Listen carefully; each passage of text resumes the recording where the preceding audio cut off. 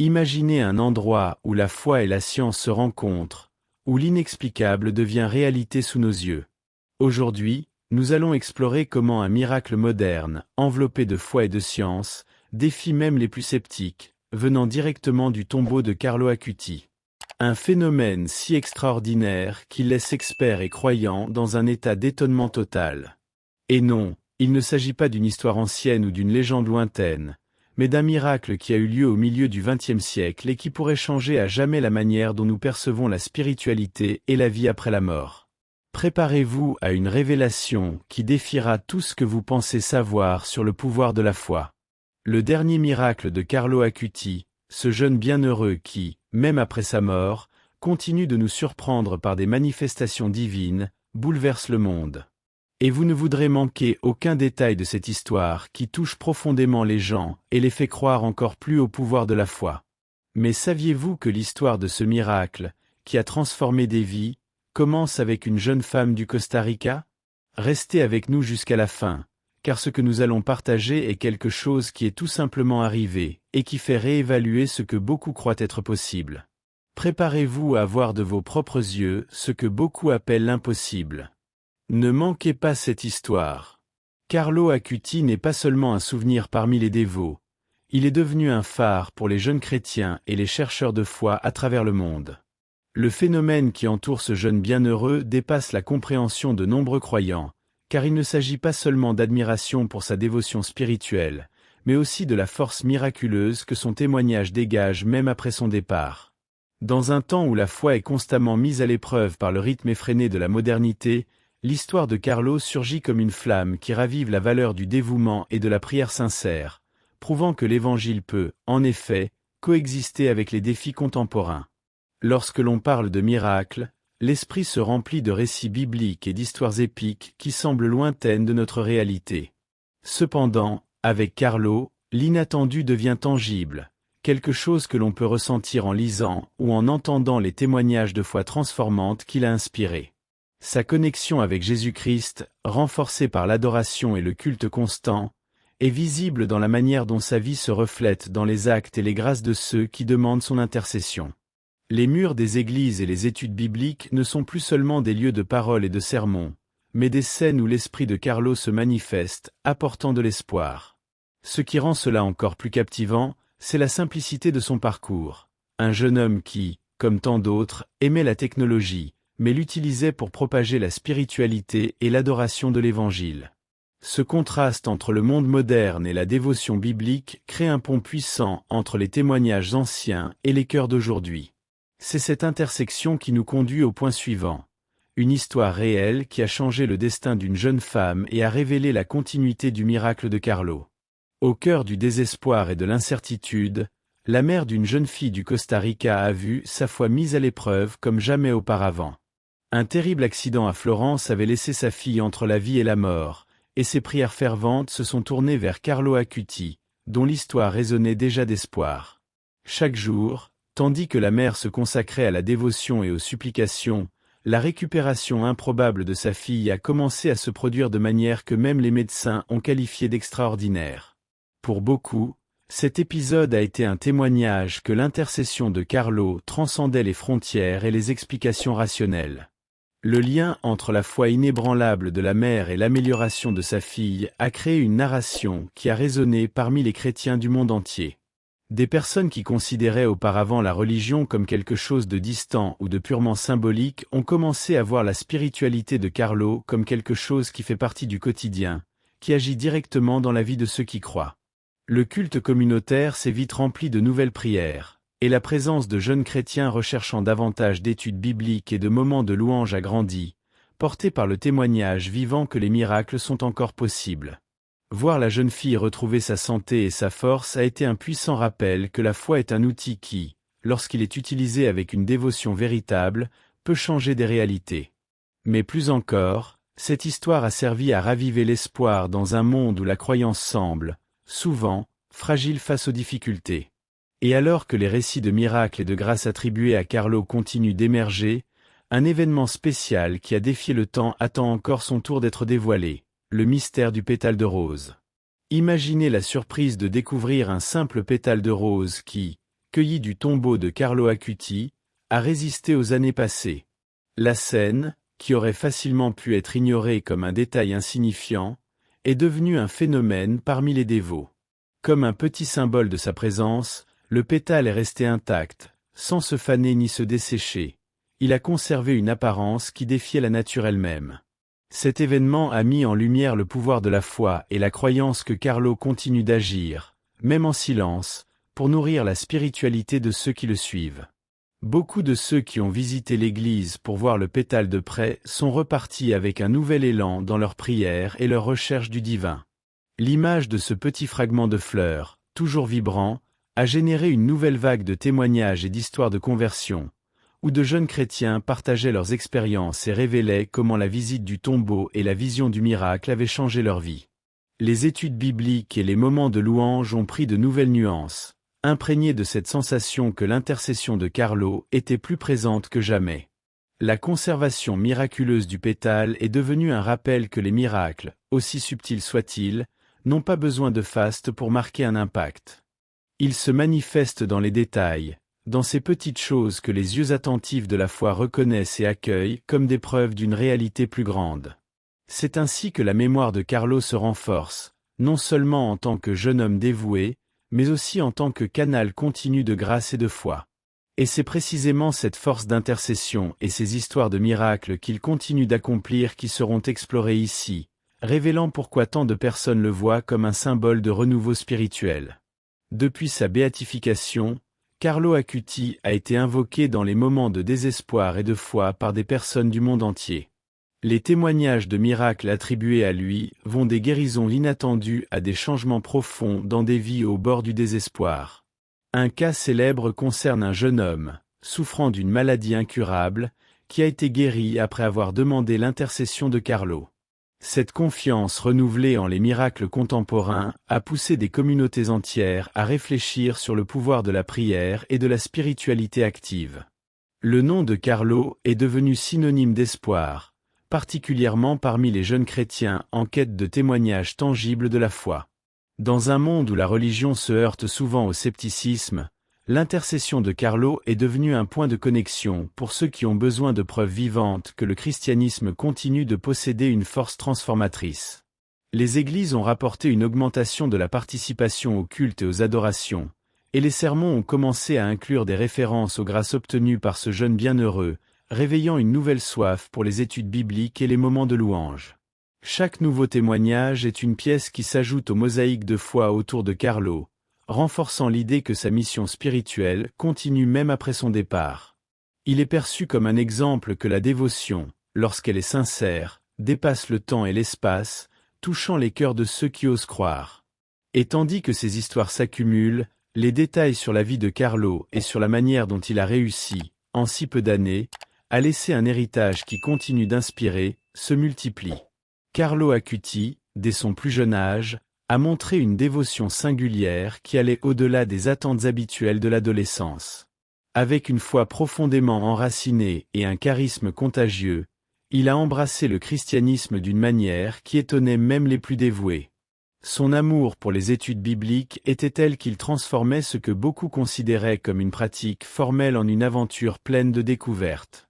Pour lui, la Bible n'était pas seulement un livre, c'était une carte pour vivre pleinement. Et avec sa façon unique de faire, Carlo a réussi à unir la foi et la technologie, créant un site internet qui cataloguait des miracles et rapprochait les jeunes de la spiritualité. L'utilisation de la technologie par Carlo pour propager l'Évangile a été un tournant. À une époque où Internet était davantage perçu comme une distraction que comme un outil de foi, il a prouvé que le dévouement pouvait s'adapter au temps moderne. Grâce à ses compétences, il a créé un pont entre le monde numérique et l'Église, montrant que l'adoration et la louange pouvaient aussi avoir une place virtuelle. Son exemple continue d'inspirer les jeunes qui le voient comme une figure ayant su préserver la spiritualité au cœur des tentations de l'ère moderne. Carlo a clairement montré que la foi n'est pas l'ennemi de l'innovation, mais sa compagne. L'héritage de Carlo est une inspiration vivante, montrant que la spiritualité peut coexister avec la modernité et être le centre d'une vie pleine de sens. En 15 ans de vie, il a fait ce que beaucoup n'arrivent pas à faire en plusieurs décennies, impacté profondément ceux qui l'ont connu et inspiré des milliers d'autres qui ont simplement entendu parler de lui. Cet impact continue de résonner, attirant de nouveaux suiveurs, des témoignages de foi et des histoires de transformation. Et c'est cette connexion extraordinaire au divin qui a conduit sa mère, Antonia Salzano, à faire des rêves qui révéleraient quelque chose d'encore plus profond sur le rôle spirituel de Carlo. Antonia Salzano, la mère de Carlo Acuti, a un jour partagé un rêve qui est devenu un mystère fascinant parmi les fidèles. Dans ce rêve, elle se retrouvait aux côtés de saint François d'Assise et de son propre fils, Carlo, tous deux enveloppés dans une lumière qui dégageait une paix indescriptible. Les paroles de Carlo résonnaient clairement. Il parlait de l'importance de maintenir la foi vivante, même face aux difficultés modernes, et de la manière dont la prière est un pont direct vers Jésus-Christ. C'était comme s'il livrait un sermon personnel, rempli de tendresse et d'urgence, rappelant que la spiritualité doit être un fondement constant dans la vie. L'apparition de saint François aux côtés de Carlo dans le rêve n'était pas un détail anodin. En tant que patron des humbles et de ceux qui aiment la création de Dieu, sa présence soulignait le message de simplicité et de dévotion pure que Carlo prônait toujours. Pour Antonia, ce rêve n'était pas seulement un réconfort de mère, mais une révélation qu'elle sentait devoir partager. C'est pourquoi, dans ses témoignages, elle racontait comment cette vision ravivait en elle la flamme de la foi et la certitude que Carlo continuait à œuvrer pour ses missions, maintenant de manière transcendante. Ce rêve est devenu, pour beaucoup, une preuve supplémentaire du rôle spirituel continu de Carlo en tant qu'intercesseur et guide dans la marche chrétienne.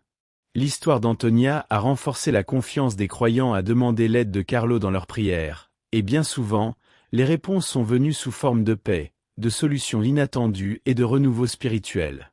Et, à mesure que cette perception se répandait, de plus en plus de personnes se sont connectées et ont participé à des chaînes de prière, faisant de la dévotion à Carlo non seulement un engagement personnel, mais un voyage partagé entre communautés.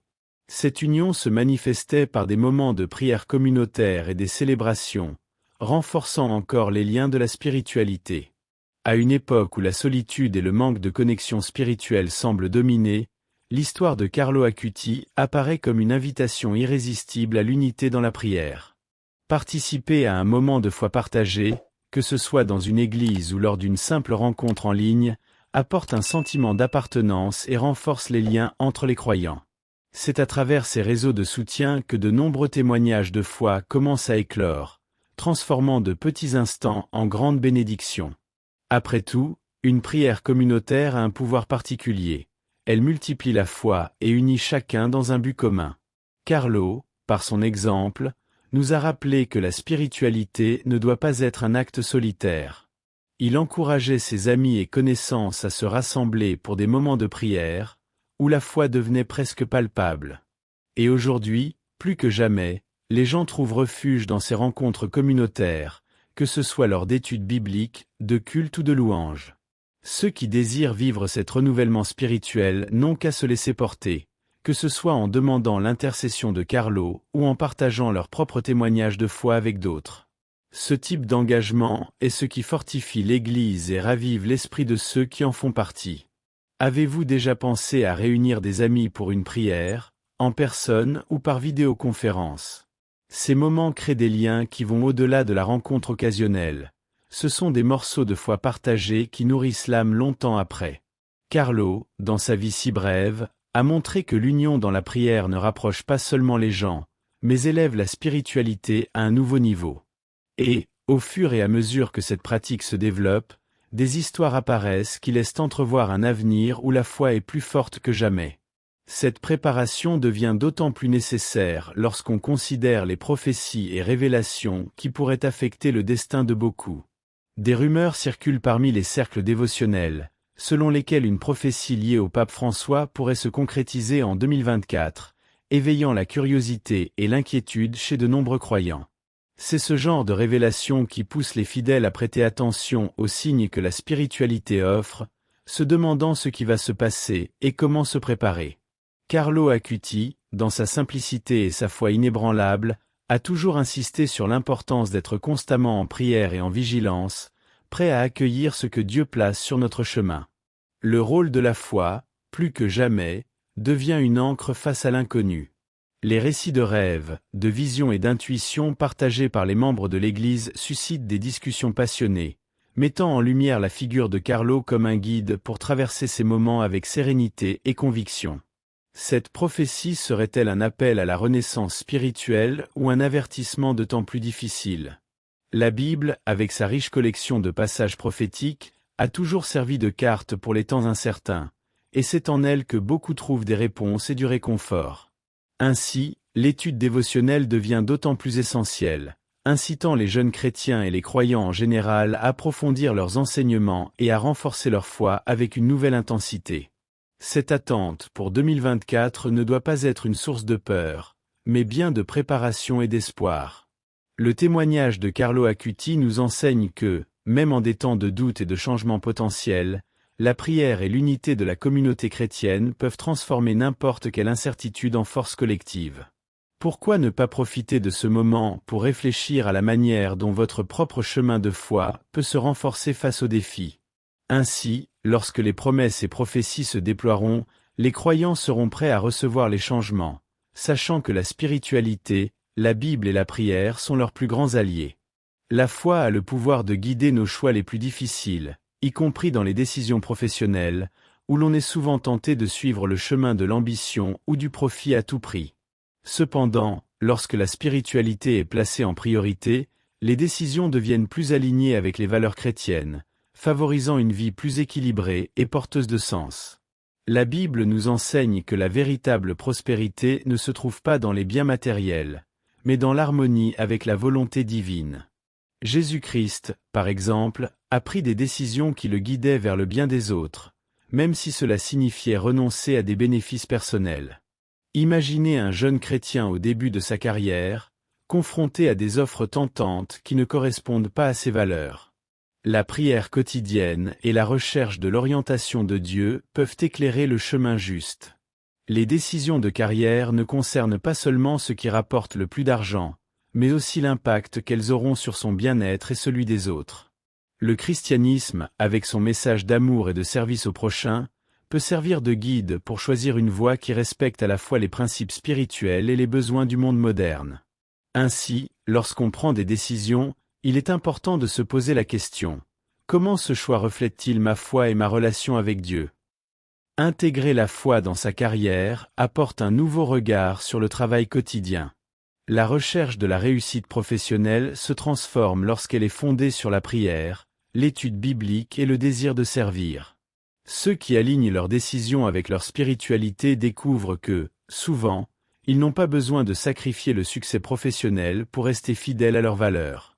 Au contraire, cette connexion à la foi peut ouvrir des portes inattendues, où le vrai bonheur et le succès résident dans le service avec intégrité. Et, en réfléchissant à ces choix, la question sera toujours: suis-je en train de faire ce qui est juste aux yeux de Dieu? Intégrer la foi dans le milieu professionnel peut être un défi, surtout dans des environnements où l'objectif principal est le profit et la compétitivité. Les professionnels chrétiens se retrouvent souvent face à des situations où leurs valeurs spirituelles sont mises à l'épreuve. La pression pour céder à des pratiques contraires à l'éthique ou pour placer les intérêts personnels avant le bien commun peut créer un dilemme intérieur. Cependant, ceux qui cherchent à maintenir leur spiritualité vivante au travail, même face à ces difficultés, trouvent des forces dans leur foi. La prière silencieuse, les louanges tout au long de la journée, et même les petits gestes de compassion peuvent être des moyens de maintenir notre connexion avec Dieu, sans avoir besoin de s'éloigner de l'environnement professionnel. Souvent, la difficulté réside dans le courage de prendre des décisions alignées sur les enseignements bibliques, surtout quand ces décisions vont à l'encontre de la norme. Un exemple en est celui d'un chrétien en position de leadership, confronté à des pratiques douteuses au sein de son entreprise. Il peut choisir de rester ferme sur les principes de l'Évangile, sachant que cela pourrait lui coûter une promotion, voire son emploi. Cependant, ce genre de décision est un témoignage puissant pour les autres, montrant qu'il est possible de réussir, même lorsque les choix faits ne suivent pas la logique du monde.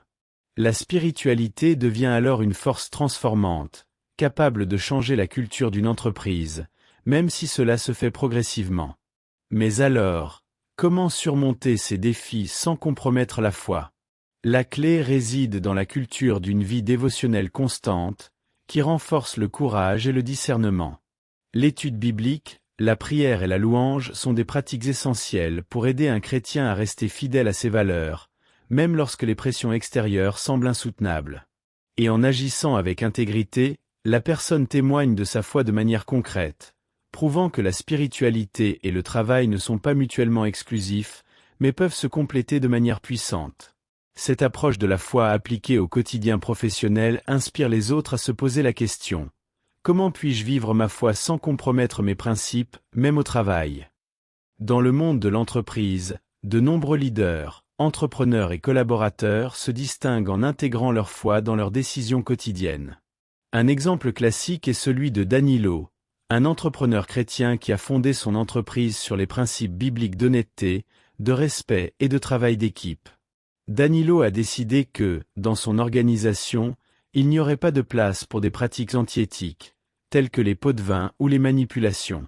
Au lieu de cela, il a encouragé ses employés à prier avant les réunions importantes et à chercher la direction de Dieu pour prendre les meilleures décisions. L'impact de cette approche a été surprenant. L'entreprise a prospéré de manière inattendue, et ses employés ont commencé à ressentir un sens plus profond dans leur travail, transformant ainsi l'environnement de travail en un lieu d'intégrité et de spiritualité. Un autre exemple inspirant vient du secteur de la santé. Lara, une médecin chrétienne, se trouvait face au dilemme de soigner des patients dans un hôpital où l'accent était souvent mis davantage sur les profits que sur les soins authentiques. Plutôt que de se conformer, elle a décidé de mettre sa foi en action. Pendant ses gardes, elle n'hésitait pas à prier avec les patients, offrir des paroles d'espoir tirées des Écritures et être une source de lumière dans les moments difficiles. Le témoignage de Lara n'a pas seulement transformé la vie de ses patients, mais a aussi eu un impact sur l'équipe médicale, qui a commencé à considérer les soins de santé sous un angle plus compatissant et humain. Elle a montré que la foi peut être une force puissante pour transformer n'importe quel environnement de travail. Enfin, il y a l'exemple de Marcos, un directeur des ventes qui a décidé d'être plus intentionnel dans l'expression de sa foi au travail. Il a commencé à consacrer du temps chaque jour pour lire la Bible et prier avant chaque journée de travail. Marcos est aussi devenu un mentor pour ses nouveaux collègues, leur enseignant non seulement à atteindre des objectifs, mais à le faire d'une manière qui honore Dieu. Son engagement envers la spiritualité a généré un environnement de confiance et de respect parmi les membres de l'équipe, augmentant ainsi la productivité et l'esprit de collaboration. Le témoignage de Marcos est un rappel que la spiritualité n'est pas quelque chose à garder en silence, mais quelque chose qui peut enrichir la vie professionnelle, en étant un reflet du Christ dans toutes les sphères de notre vie. Dans les moments de crise, que ce soit au travail ou dans la vie personnelle, la spiritualité joue un rôle fondamental pour aider les gens à garder leur calme et leur espoir. La foi en Dieu offre une base solide qui permet aux individus d'affronter les adversités avec une mentalité positive et résiliente. Par exemple, lorsqu'un professionnel est confronté à une grande pression dans le monde de l'entreprise, il peut se tourner vers la prière ou la lecture des Écritures, cherchant la paix qui surpasse toute compréhension. Ce moment de connexion avec le divin ne renforce pas seulement l'esprit, mais renouvelle aussi les énergies, créant ainsi un sentiment de but et de tranquillité. La pratique dévotionnelle quotidienne est un moyen efficace de construire une base solide pour résister aux défis et maintenir la stabilité émotionnelle, même face à des difficultés extérieures. De plus, la spiritualité ne contribue pas seulement à l'équilibre émotionnel, mais favorise également la santé physique et mentale. Des études scientifiques montrent que des pratiques comme la méditation, la prière et la réflexion spirituelle peuvent réduire les niveaux de stress, améliorer la qualité du sommeil et même renforcer le système immunitaire. Dans le milieu de travail, les chrétiens qui cultivent une vie spirituelle active sont plus enclins à maintenir leur sérénité dans les moments de crise. Ils savent qu'à travers la prière, ils peuvent remettre leurs préoccupations à Dieu, en ayant confiance qu'il prendra soin de chaque détail. Ce type de foi n'est pas seulement théorique, mais pratique, car il aide à réduire les niveaux d'anxiété et favorise un bien-être constant. Un autre exemple pratique de cela se trouve dans des entreprises qui ont mis en place des programmes de soutien spirituel pour leurs collaborateurs. Dans de nombreuses organisations, des sessions de prière, des réflexions dévotionnelles et des groupes de soutien spirituel ont été introduits comme moyen de promouvoir le bien-être et de renforcer la résilience des équipes. Les travailleurs qui participent à ces initiatives rapportent souvent un sentiment plus profond de paix intérieure, un esprit plus concentré et une capacité améliorée à faire face aux hauts et aux bas de la vie professionnelle. Ces pratiques deviennent une véritable source de renouveau, où la spiritualité n'est pas simplement une question de croyance, mais un outil de renforcement mental et émotionnel.